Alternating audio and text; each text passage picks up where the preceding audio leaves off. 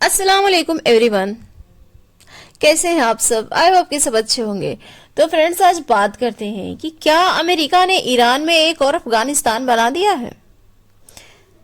एक ऐसी जंग जिसे बहुत जल्दी खत्म हो जाना था, लेकिन अब वो कंट्रोल से बाहर होती हुई दिखाई दे रही है।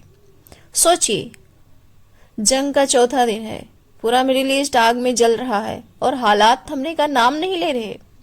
अमेरिका और इजराइल तेहरान पर लगातार बमबारी कर रहे हैं और जवाब में ईरान भी तल अवीव, हाइफा और यरूशलेम पर लगातार मिसाइलें दाग रहा है। जमीन पर जो हो रहा है वो और भी डरावना है। तेहरान में भारी कारपेट बॉम्बिंग चल रही है और दुख की बात यह है कि इस हमले में 160 से ज्यादा स्कूली छात्राओं की मौत की खबर सामने आई है।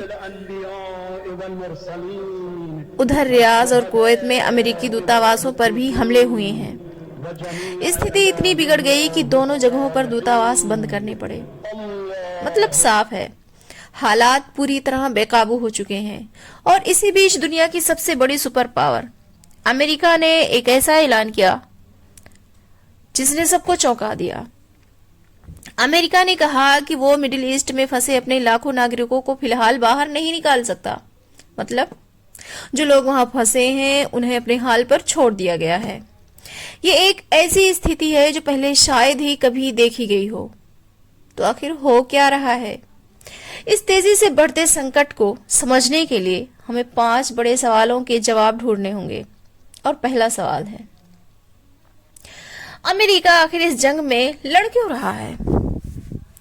क्योंकि अमेरिकी सरकार के बयान इतने उलझे हुए हैं कि असली मकसद समझना मुश्किल हो गया है।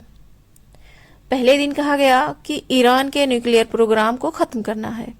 दूसरे दिन बात सत्ता बदलने की होने लगी। फिर कहा गया कि ईरान की मिसाइल क्षमता को खत्म करना जरूरी है। मतलब हर दिन जंग का मकसद बदलता जा रहा है। और यही कंफ्यूजन अब अमेरिका के अंदर भी बड़ी समस्या बन चुका है। यहां तक कि पूर्व कांग्रेस वुमन टेलर ग्रीने जैसी नेता भी इस जंग की आलोचना कर रही हैं। पोलिंग डेटा के मुताबिक करीब 60% अमेरिकी लोग इसे मिलिट्री एक्शन के खिलाफ है। इस मिलिट्री एक्शन के खिलाफ है 60% अमेरिकी। यानी ये जंग अब सिर्फ मिडिल ईस्ट का संकट नहीं बल्कि अमेरिकी राजनीति का भी बड़ा मुद्दा बनता जा रहा है।